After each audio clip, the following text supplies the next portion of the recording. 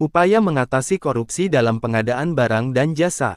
Merauke, Papua, dalam upaya memerangi korupsi yang kerap terjadi dalam proses pengadaan barang dan jasa, pemerintah Kabupaten Merauke mengadakan pelatihan anti korupsi bagi aparatur sipil negara ASN. Kegiatan ini merupakan respons terhadap temuan yang menunjukkan bahwa pengadaan barang dan jasa menjadi sumber utama praktik korupsi di wilayah Papua. Proses pengadaan barang, jasa di wilayah Papua mengikuti ketentuan yang ditetapkan dalam Peraturan Presiden Nomor 16 Tahun 2018 tentang pengadaan barang, jasa pemerintah, yang telah mengalami perubahan, serta Peraturan Presiden Nomor 17 Tahun 2019 yang khusus mengatur pengadaan barang, jasa untuk percepatan pembangunan kesejahteraan di Provinsi Papua dan Provinsi Papua Barat. Peraturan Presiden Nomor 17 Tahun 2019 juga berlaku untuk daerah-daerah baru hasil pemekaran di Provinsi Papua dan Papua Barat hingga diterbitkannya Peraturan Presiden pengganti yang mengatur tentang pengadaan barang jasa pemerintah untuk percepatan pembangunan kesejahteraan di wilayah tersebut.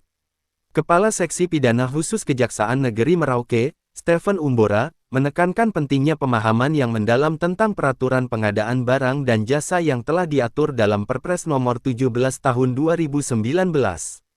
Umbora juga mengungkapkan bahwa masih banyak perusahaan yang mengaku sebagai milik orang asli Papua OAP, namun pada kenyataannya bukan. Pelatihan ini bertujuan untuk meningkatkan transparansi dan akuntabilitas dalam proses pengadaan, serta memastikan bahwa pelaku usaha OAP mendapatkan kesempatan yang adil. Selain itu, pelatihan ini juga diharapkan dapat mencegah penyalahgunaan wewenang oleh pejabat negara yang terlibat dalam pengadaan barang dan jasa. Bupati Merauke, Romanus Mbaraka, menambahkan bahwa pemerintah pusat telah memberikan penekanan pada pengurangan biaya tinggi dalam pengadaan barang. Beliau juga mengingatkan bahwa semua aset yang dibeli dengan uang negara adalah milik pemerintah dan tidak boleh diklaim sebagai milik pribadi. Pelatihan ini diharapkan dapat menjadi langkah awal dalam menciptakan pemerintahan yang bersih dan bebas dari korupsi, serta meningkatkan kesejahteraan masyarakat Papua, khususnya OAP. Peraturan Presiden Perpres Nomor 17 Tahun 2019 tentang pengadaan barang, jasa pemerintah untuk percepatan pembangunan kesejahteraan di Provinsi Papua dan Provinsi Papua Barat memberikan perhatian khusus kepada orang asli Papua OAP dalam proses pengadaan barang dan jasa. Berikut adalah elaborasi mengenai keterlibatan OAP dalam Perpres tersebut. Pengadaan langsung, Perpres ini memfasilitasi pengadaan langsung barang dan jasa oleh pengusaha OAP hingga nilai 1 miliar rupiah, serta jasa konsultasi hingga 200 juta rupiah. Tender terbatas, menyediakan tender terbatas yang hanya dapat diikuti oleh pelaku usaha OAP untuk pengadaan barang, pekerjaan konstruksi, jasa lainnya yang bernilai antara 1 miliar rupiah hingga 2,5 miliar rupiah. Pemberdayaan pengusaha lokal, Perpres ini juga mendorong pemberdayaan pengusaha lokal melalui kemitraan dan subkontrak, khususnya bagi pelaku usaha yang aktif selama 1 tahun dengan kepemilikan saham minimal 50%. Tujuan dari kebijakan ini adalah untuk memberikan kesempatan yang lebih besar kepada OAP dalam pengadaan barang, jasa pemerintah, mendukung pembangunan ekonomi lokal, dan mempercepat pembangunan kesejahteraan di wilayah Papua dan Papua Barat. Ini merupakan bagian dari komitmen pemerintah untuk meningkatkan partisipasi dan kesejahteraan OAP dalam pembangunan daerah mereka. Orang asli Papua OAP adalah istilah yang digunakan untuk mengidentifikasi dan mengakui kelompok etnis asli yang berasal dari rumpun ras Melanesia di Pulau Papua. Berikut adalah beberapa poin penting tentang OAP. Definisi, OAP didefinisikan sebagai orang yang berasal dari rumpun ras Melanesia yang terdiri dari berbagai suku-suku asli di Pulau Papua dan atau yang diterima serta diakui sebagai orang asli Papua oleh masyarakat hukum adat Papua.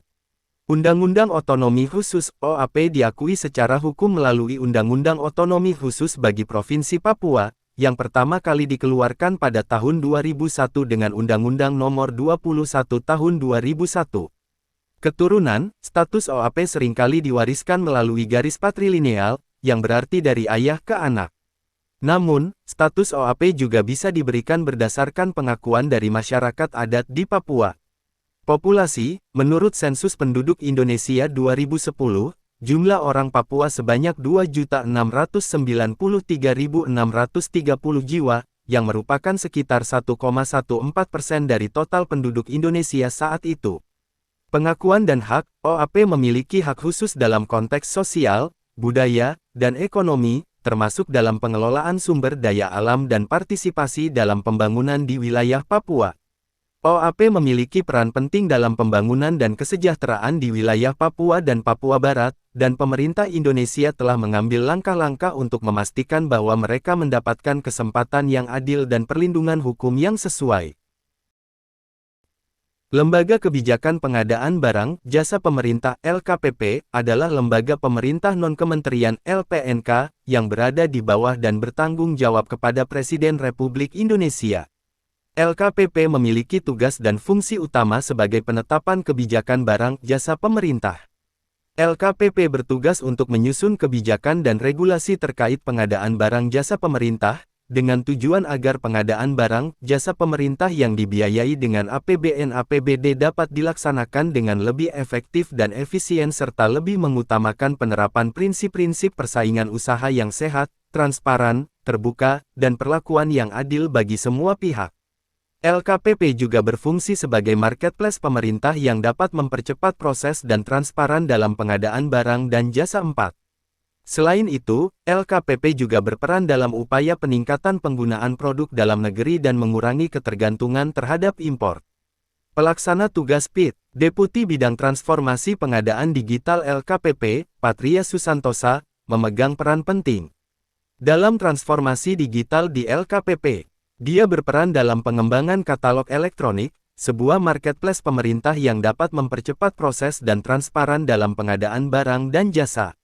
Namun, Patria Susantosa menekankan bahwa meski sistem ini dirancang untuk mempercepat dan memperjelas proses, hal ini tidak dapat menjamin tidak terjadinya tindak pidana korupsi. Sebagus-bagusnya suatu sistem apabila pelakunya bersekongkol maka sistem tersebut akan jebol juga, katanya. Oleh karena itu, dia menekankan pentingnya pengawasan dalam proses pengadaan barang jasa PBJ. Dengan adanya pengawasan, potensi penyimpangan dalam proses PBJ dapat lebih cepat teridentifikasi. Untuk itu, LKPP telah meluncurkan fitur pengawasan e-audit untuk mencegah kecurangan pada katalog elektronik.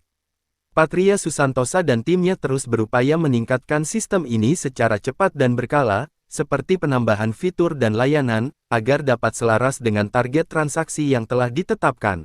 Perpres 17 tahun 2019 belum dilaksanakan secara maksimal.